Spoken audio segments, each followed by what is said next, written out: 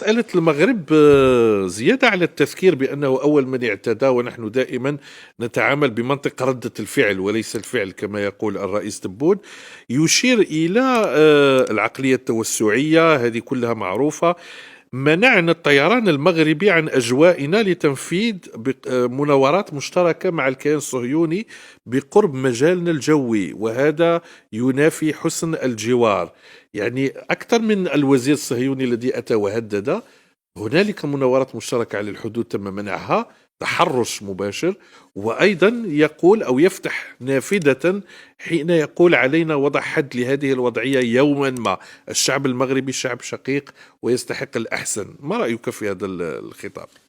والله يعني قلت لك أنا الخطاب الرئيس عموما فيه يعني ردوده عموما هي رسائل أن الجزائر ماهيش معادية لأحد، ماهيش في حالة صدام مع أحد، ولا تبحث عن أن تتوسع أو أن كذا إلى آخره. مع المغرب مع السرد للوقائع، وقائع فرض الفيزا، وقائع يعني إلقاء القبض على الجزائريين في حرب الرمال، في كذا، كل هذه الأحداث الجزائر في موضع رد الفعل وفي موضع الدفاع. لكن أخطر شيء حدث هو الاتيان بالكيان الصهيوني على حدودنا، هذا هو الأخطر صحيح. يعني احنا كنا ما كناش دولة مواجهة كما يقولوا في المفردات السياسية. نعم. لكن اليوم أصبحت أنت لا ثم يعني القضية ما حبستش هنا في قضية الطيران، قضية أنك يعني يا صهاينة من أصول مغربية تروح تدير لهم لي باسبور تاع المغرب وكذا ويوليوا يدخلوا وكذا. يعني فعلا المغرب تجاوز حتى الأفعال السابقة اللي بيناتنا إلى الإتيان بعدو الشعبين المغربي والجزائري. صحيح.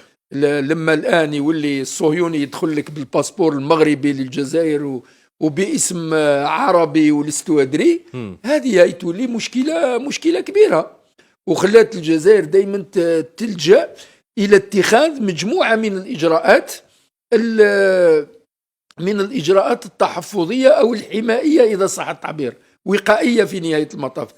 وبعث الرئيس رسالة لما يجب أن يكون عليه الأمر، وهو أن الشعبين المغربي والشعب الجزائري شعبين شقيقين، وأن العلاقات لابد أن تكون علاقات حسن جوار وعلاقات تعاون وتكامل، وليست علاقات تدافع وتنافي.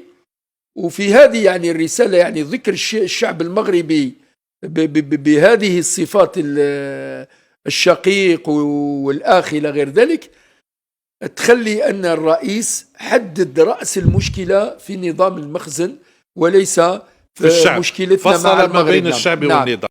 إذا أعجبك الفيديو لا تنسى النقر على زر لايك وترك تعليق محفز، وإذا كانت هذه أول مرة تتابع فيها قناة لا تتردد بالنقر على زر اشتراك وتفعيل الجرس لتتوصل بآخر مستجدات القناة.